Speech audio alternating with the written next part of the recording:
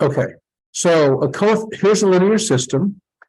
And then here's the augmented matrix. You see 1, 1, -2, 0, 1, 3, 0. I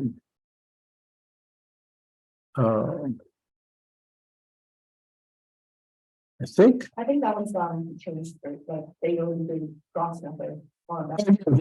yeah. So okay, they've already. It's a little bit confusing because they've already done one row operation. That's why I was okay. So the coefficient matrix would be the matrix 1, 1, -2, 0, 1, 3, 1, 0, -1. It's just the part with the variables in it. Okay. So the part on the left of this bar is the matrix. Oh, maybe I should show this before I forget. You may want to know, there's a little trick in LIX. If I want to do this augmented matrix thing, let's do a display formula. And then I do this matrix here. Okay, now, if I do it without doing anything here, if I right click on this, you can see down here, add line to left. Okay, so then if I select this and go down here, I have my augmented matrix pattern. But now let's look at something. It's like somehow, I'm not sure why they do this. If I put this here and put the parentheses on it, then I click here and right click, I don't see the add left. I will see add above and below. Okay, so for some reason, the developers of LIX felt that if you have a matrix, you'd never want to put this bar here. So left out adding it left. So if you want to when you make your augmented matrix for the assignment, what you first do is make the matrix without the parentheses, put the bar in, and then add the parentheses. Otherwise, it's weird because you can't do it the other way. Okay, that's just a weird LIX idiosyncrasy that's a problem for doing reduced to echelon form, for doing augmented matrices, rather. Okay, so we've got a system there. They have some examples of, and this is again, you can see it right away, and then they define reduced to echelon form as the way we've defined it. And they give more examples. And here's one of reduced to echelon form. You can see that's reduced to echelon form, but it has a free variable of X, Y, Z, W. W is not free, but Z is. And so you have one free variable like this. Okay. I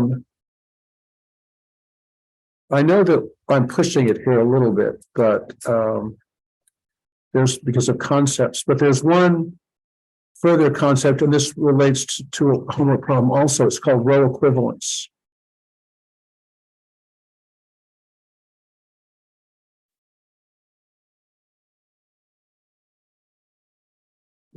Okay, so we can say two matrices are row equivalent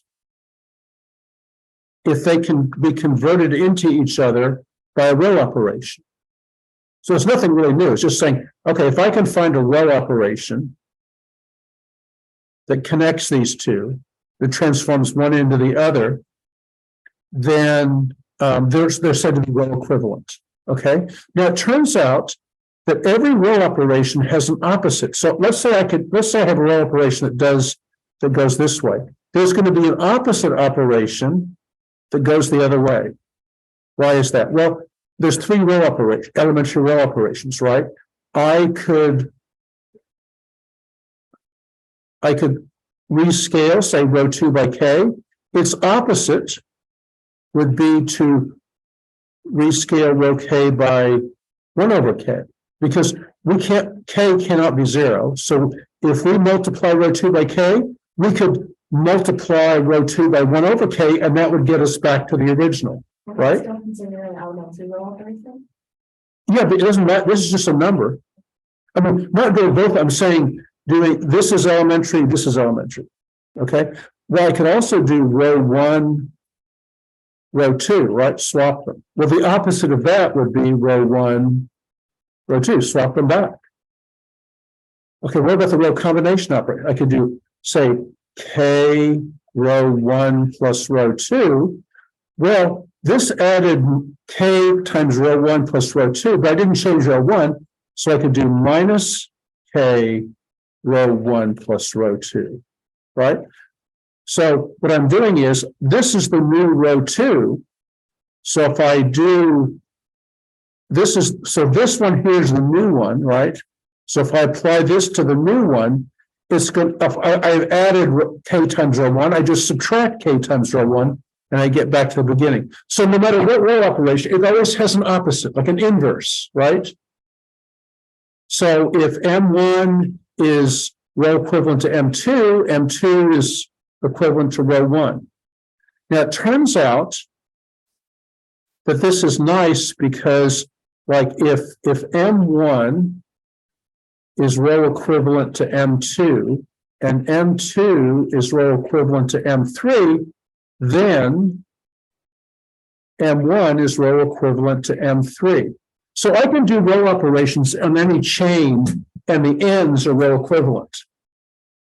Okay, so I can have nine different matrices being row equivalent. So if I give you two matrices like this, here's the problem, the take-home message here.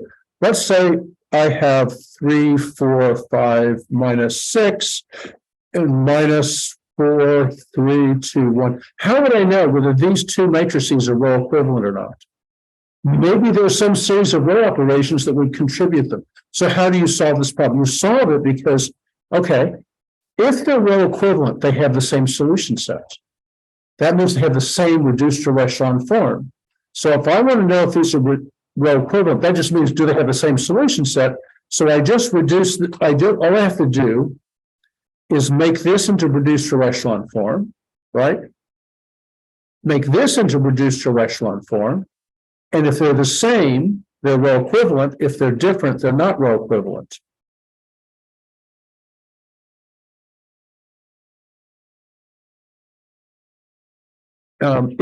If same, they are row equivalent. Okay, so I think that's, I know this is a lot of stuff, but I wanted to go over this because since we don't have class on Thursday, I will have office hours on Thursday because there's no class on Thursday. It's unfortunate because that's what we have the concept check that weekend. So I have office hours on Thursday and Friday. And also, if you want to talk to me or something, we can always arrange a special meeting so we can go and sort something out if you're really frustrated with something. Okay, so let's, I know I've taken up a lot of time talking, but it's partly because of that. Okay, so what I want to do is let's solve some problems.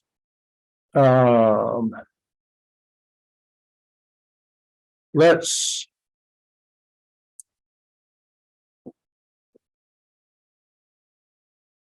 start. Okay, how about this? Why don't, let me see, this is page 120. Page 120, I'll try to choose the easiest problems.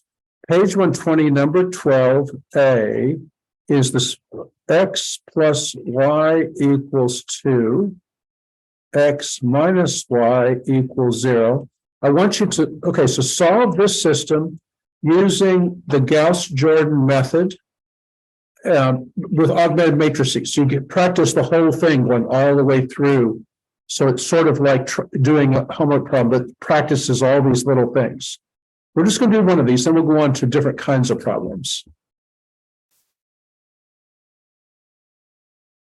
Maybe if you want to do it in stages, no, why don't you go all the way until you get the matrix into reduced to echelon form, then raise your hand, then I can stop because that's the crucial, then that's the crucial thing that I can do it and you can compare your answer with mine.